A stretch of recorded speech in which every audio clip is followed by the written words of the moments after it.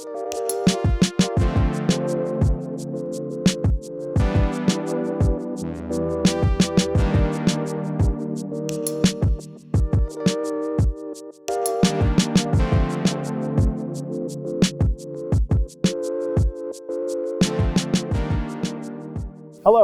my name is Ryan Kirchner with Porsche of the Main Line, and today's walk around is special and unique.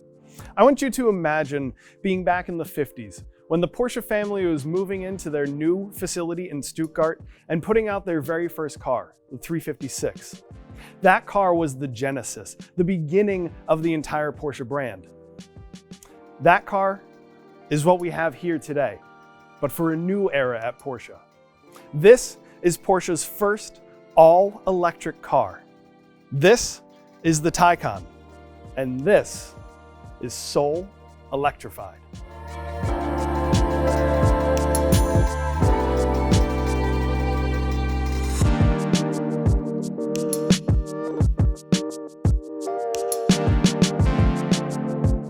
This new era starts in the same city as the 356, in Stuttgart, Germany.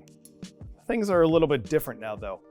For one thing, Porsche has invested almost $1.5 billion in an all-new production facility for the Taycan. It uses all the latest technology and the greenest methods to produce this zero-emission vehicle in a completely carbon-neutral plant. Also, Porsche has over 70 years of racing and road car development history to bake into this car. And this is a ground-up development. It was built from the beginning to be an electric sports car. So let's take a look and see how Porsche took electricity, which is used to power some of our most mundane accessories and devices, to make a car that will get your pulse racing, that will get you excited, that is a true Porsche.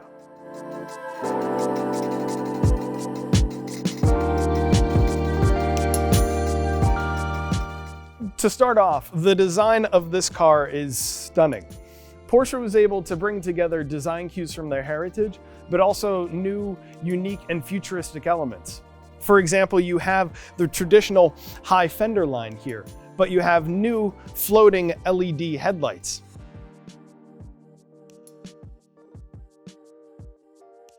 You also have the traditional air intakes way down low in the bumper, but these new side air curtains that direct the flow of air around the wheels, creating less turbulence for the car.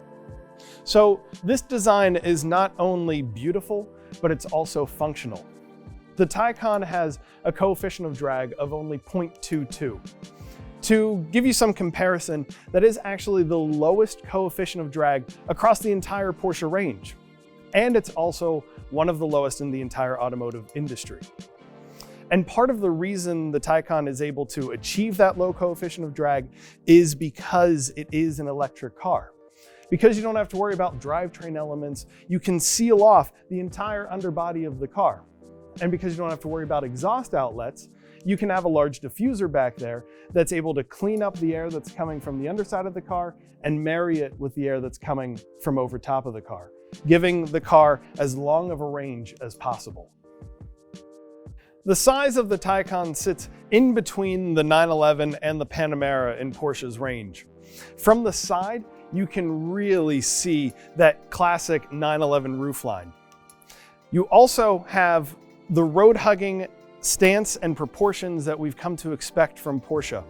And that's no easy task. One of the designers actually said that that was the hardest thing in designing this car and what he's most proud of, because you have the whole battery taking up the underneath of the car. So everything has to sit on top of that. Most electric cars look tall because of that, and they are. But Porsche was able to integrate this car and design this car so it doesn't have that look. It has that traditional road-hugging, low, sporty look of a Porsche. Also from the side, you can see some additional measures that Porsche took to maintain the aerodynamic efficiency of the car. For example, these recessed door handles, which stay tucked in, but they will pop out to welcome you when you walk up to the car with the key in your pocket or in your bag. Also, the wheels. You'll notice that they're aerodynamically optimized to reduce turbulence, again, around the wheels, maintaining that slippery profile. Speaking of wheels, Porsche has a number of different designs that are available, as they always do, from these spider wheels to a really cool Mission E style wheel. What's even cooler is what you can see peeking out from behind this wheel, and that's the brakes. You'll notice this car has a white caliper. That means that the turbo has the Porsche surface coated brakes as standard. They're also optional on the 4S, and actually carbon ceramics come standard on the Turbo S. Now, why would an electric car need such serious brakes? Because most of the braking that's done, about 90% of that, is going to be through regeneration. And that's able to recharge the battery at 265 kilowatts. The reason is Porsche's braking test. Every Porsche that is designed goes through a braking test that involves 25 successive stops from 80% of the car's top speed down to 56 miles per hour. And during each of those stops, they have to maintain at least 0.8 to 0.9 Gs of deceleration, including some ABS stops. So no matter what you're doing with this car, whether it's your daily commute, whether it is trying to avoid a collision, or it's threshold braking on the track, the Taycan has you covered.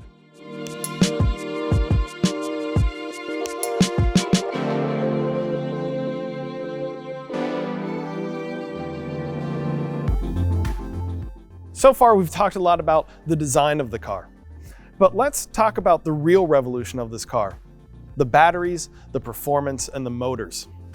Porsche is maintaining its normal naming hierarchy for the Taycan. So you have a Taycan 4S, Turbo, and Turbo S for now. The power ranges for these cars start out at 482 for the 4S and all the way up to 750 horsepower on overboost for the Turbo S. All of that power is driven to the wheels by two motors. You've got one up front and one in the rear, which makes all Taycans all-wheel drive. Those motors are also what's known as permanent magnet synchronous motors. It allows the car to have great repeatability of performance without overheating. Also, in the stator, you have what's called hairpin winding wiring. That is basically the wires are square rather than round. Think of a case of soda where you have your round cans. There's a lot of negative space in there. But with the hairpin wiring, if those cans were square, you wouldn't have that negative space. So you're allowed to maximize the amount of energy and electricity while minimizing the space. Porsche's system is also an 800 volt system. This is the first time it's being used in a car. That allows the wiring to be smaller and again allows that heat to not build up and that repeatability of performance, which is so important for a sports car. Another unique feature of the Taycan's drivetrain is its 2-speed transmission on the rear axle. You don't typically see that in an electric car. The reason for that is because first gear gives you incredibly fast, aggressive launches, while second gear is there for efficient, high-speed driving, like on the Autobahn. That amount of power is delivered instantaneously to the road. And using launch control with Sport Chrono, the traction works everything out, so your 0 to 60 times are incredible no matter which car you get. And that power is all held in the battery pack that stores 93.4 kilowatts. Porsche actually caps that usable space to 83.7. The reason for that is long-term usability and reliability. Because the more often you charge a battery up to its top or take it down all the way to its bottom, the more you're going to degrade it. So Porsche wanted to keep a buffer on either end there. That way the car would maintain its usability and its performance over a longer period of time. One of the great advancements that Porsche's 800 volt electrical system allows is super fast charging. So the Taycan is able to charge at an industry-leading 270 kilowatts.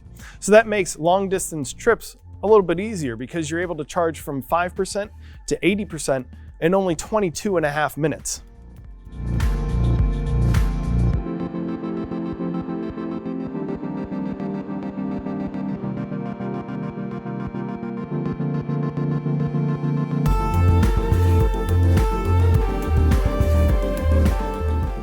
A great practical advantage of an electric vehicle is the ability to have two trunks.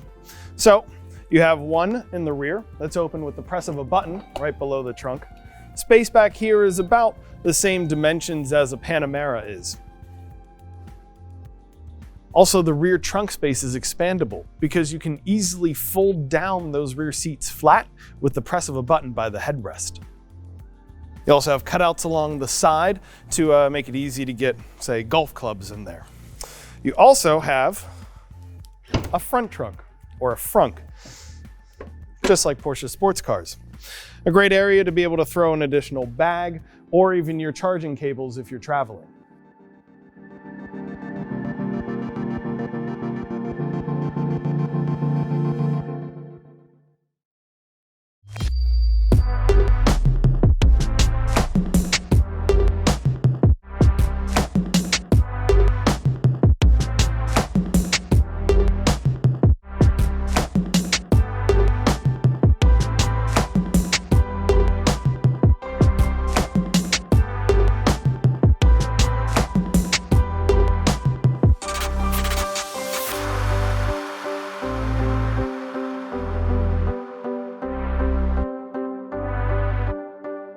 Moving on to the interior, it's again pure Porsche, but with unique and special elements so that you know you're in something new. The materials, fit, finish, quality, it's all outstanding. This interior is a full leather two-tone. There's also now for the first time available in a Porsche a leather-free interior. There are 4 color options in that interior, and it uses something called Racetex, which is a microfiber suede-like material. It actually uses recycled polyester fibers, which cuts emission during production by 80%. You also have this renewable focus in even the most small facets, like in the carpeting. The carpets are made from a lot of recycled materials as well, like fishing nets. This interior, though purposeful, is also light and comfortable, partially thanks to the optional panoramic roof. That roof is comprised of multiple layers. So some of the layers are there for acoustic sound deadening, so you don't get as much interior noise coming in. Some of those layers are heavily tinted, so you don't have glare as a concern on the inside. And also you have some very thin metallic layers that block the infrared light that comes into the cabin, so that way it doesn't heat up as quickly. Also, the final advantage of the panoramic roof is that it adds 0.9 inches of rear seat headroom. So the interior is an outstanding place to be. One of the unique features that you notice immediately in the Taycan that shows you're in a new car is the use of these 3 screens throughout the cabin. It's very clean. In front of the driver, in the instrument cluster, if you will, is a very large 16.8 screen that has beautiful graphics and resolution.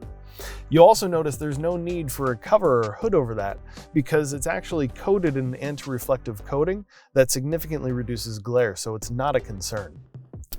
On this screen, you have up to 5 different views that are available to you. That way you can show things like the map, just the map, an extended view, or a very minimal view, depending upon what your preference is. You also have the ability to display things like drive modes, trip information, your axle information, even change the radio station right from the steering wheel. Flanking this screen, you'll notice some buttons along the side. On the left side, you have buttons for the lights, and on the right side, you have buttons for different chassis and drive options, like changing the stiffness of the suspension. Here in the center, you have your main PCM touchscreen. It's very responsive, and that's where you're going to access and change all of your radio, Bluetooth settings for the vehicle, etc.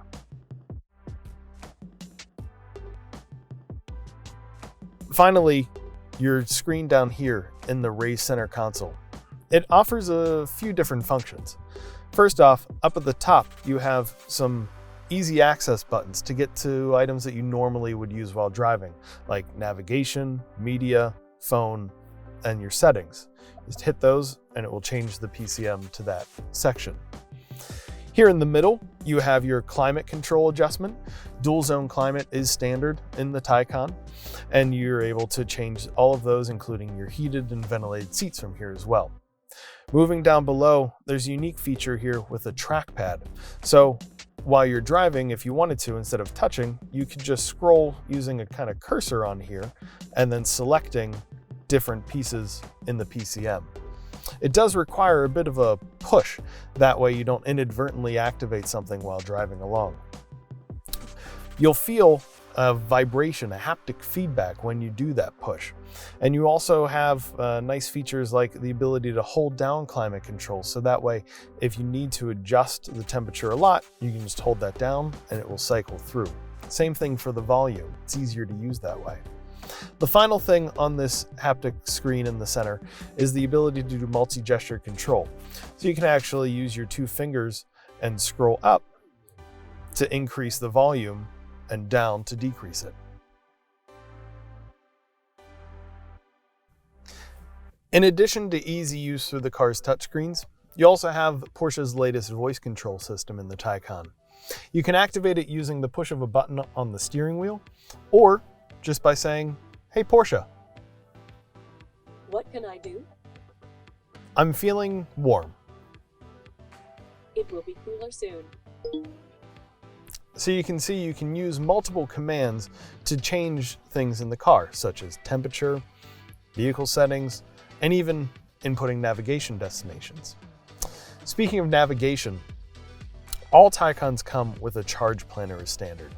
So when you put in your destination into the navigation, it's going to look at how much range you currently have and how much range it expects you to have by the time you get to your destination.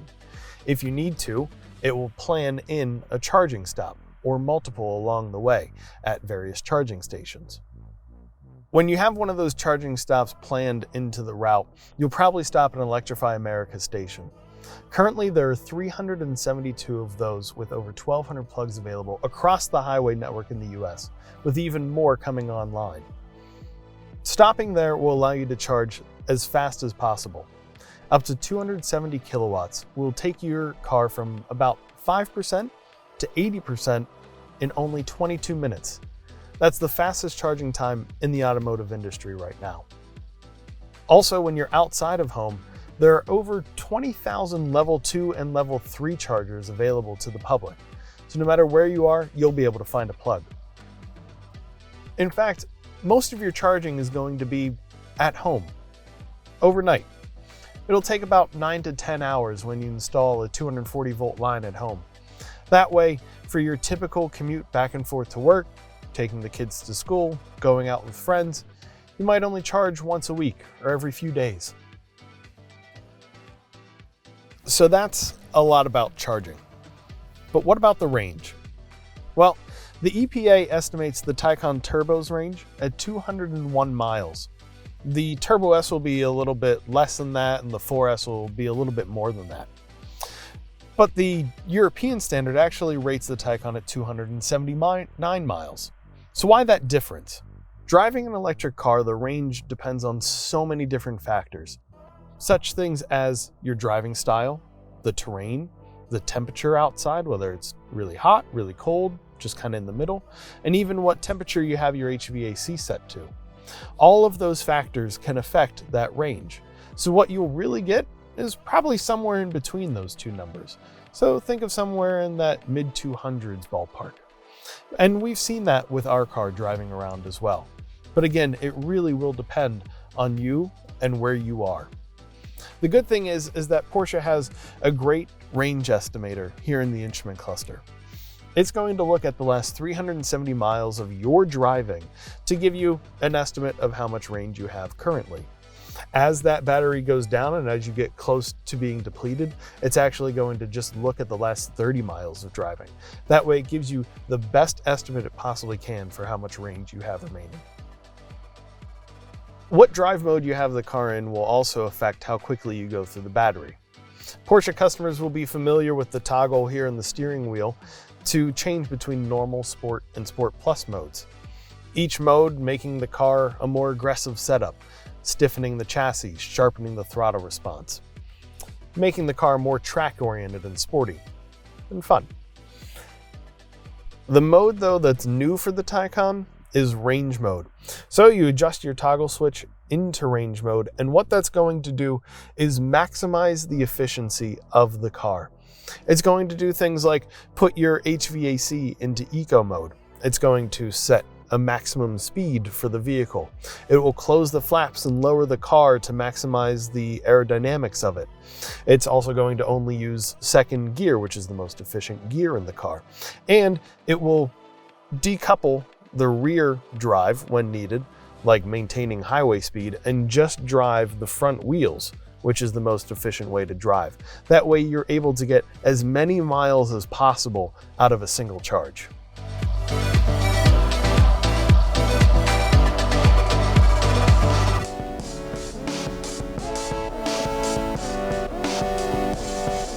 No matter what drive mode you're in, the Taycan drives incredibly well. It is blisteringly fast, supremely comfortable, and it hugs the road. And the view out the front, it's pure Porsche. You have your raised wings out the side and that falling center hood as well. You also sit in the car, not on top of it like you do in many electric cars.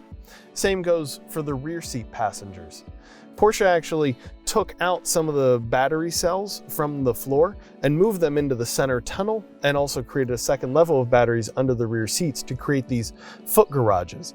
So that way those rear seat passengers stay comfortable even with the Taycan's significantly sloping roofline.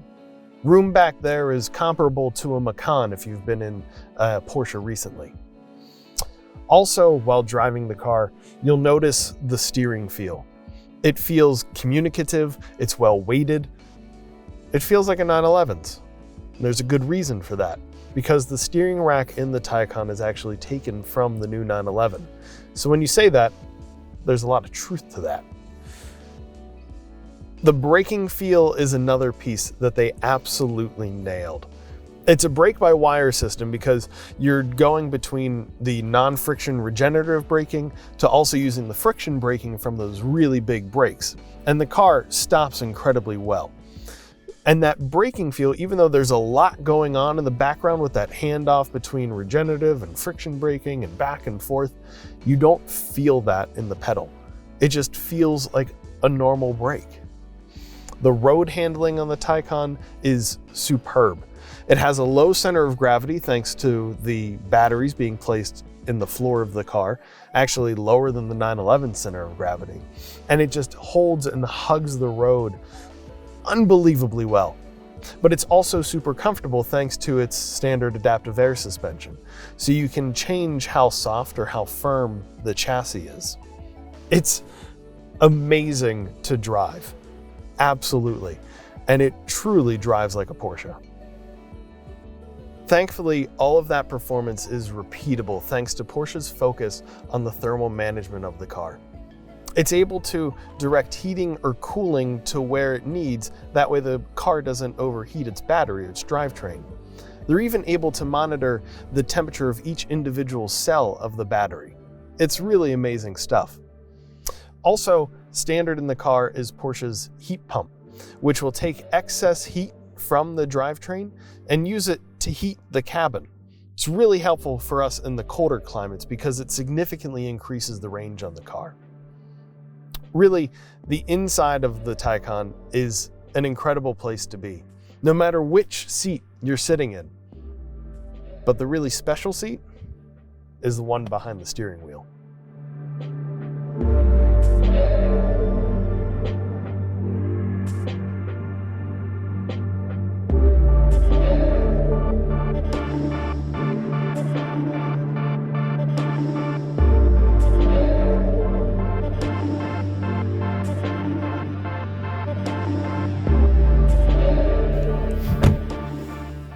So that's Porsche's first all-electric car, the Taycan. Have they been able to inject that soul and excitement that they were aiming to? Absolutely. I was blown away the first time that I drove this car. It was unlike anything I had ever driven. And this is our peek into Porsche's electric future. Just like the 356 was that beginning of Porsche's initial era, this is the beginning of that second era. I invite you to test drive this car for yourself. I know you'll be blown away. Join us in our showroom in Newtown Square, Pennsylvania at Porsche of the Main Line. Experience this car and what it's capable of. Also, for more content, find us on YouTube, Facebook, Instagram for great photos and videos. But really, we hope to see you in the showroom to drive this car for yourself. My name is Ryan Kirchner, and I'll see you out on the road.